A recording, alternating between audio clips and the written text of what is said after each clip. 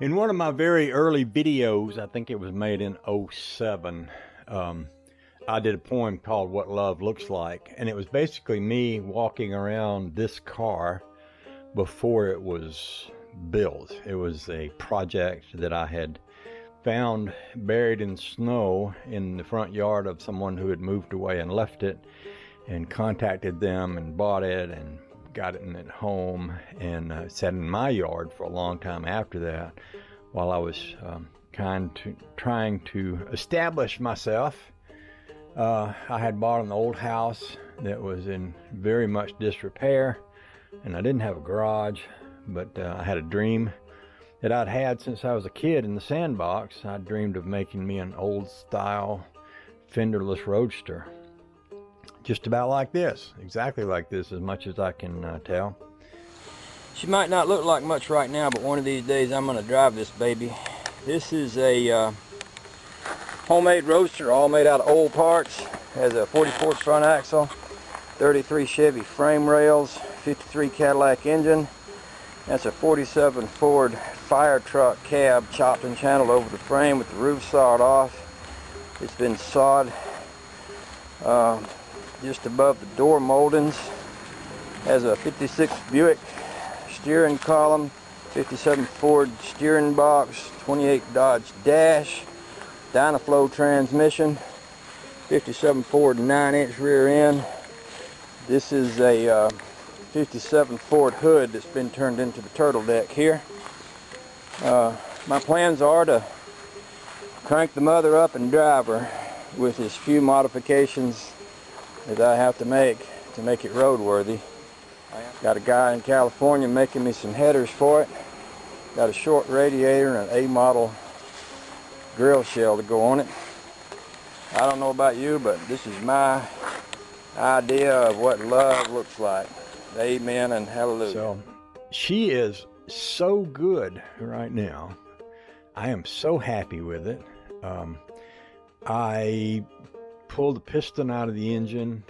You probably saw me make a video on that, and put it back in, fixed the oil leak.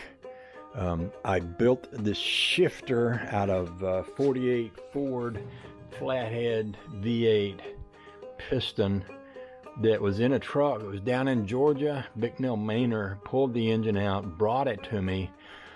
We got it in here and started taking it apart, and me and Deadeye Dan, and figured out that the block was frozen and cracked, but he saved a couple of the pistons out of it.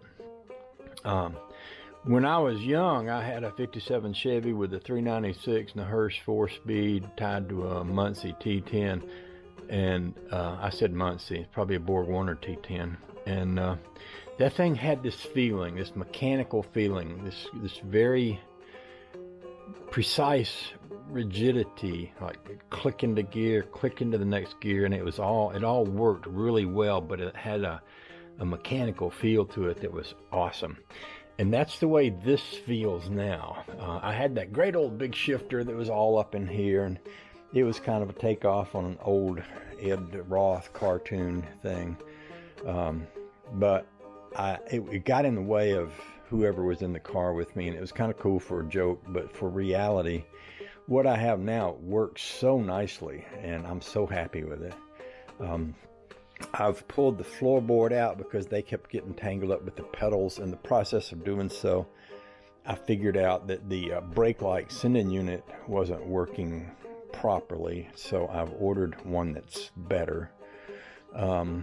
My wife was in here yesterday, and she went to get out, and she reached up here and grabbed the steering wheel to pull herself out with, and I said, "Ho, ho, whoa," you know, I was afraid she'd break the steering wheel. So I said, "Would you like me to put you a handle over here, kind of like the Hurst handle that I put over there, so that you can grab that when you go to get out?" And she said, "Sure." So I'm working on the idea of, you know, what to put here for a grab handle for her.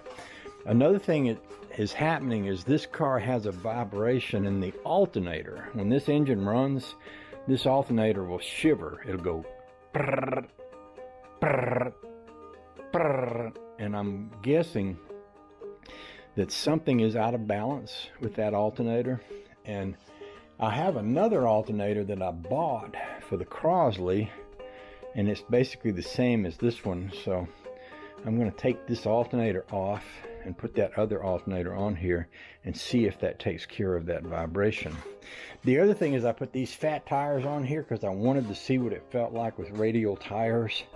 It felt pretty good, but it made the car a lot harder to steer, and it didn't feel as good. The drivability lost something with those big tires on the front.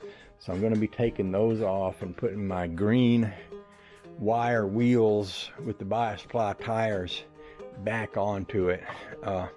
One of the things that would be awesome if I could afford it would be to get some of these type of tires made in a radial, as a radial tire, so I could have radials all the way around. But Coker gets like $325 or so each for the kind of tires that I would want to have on here.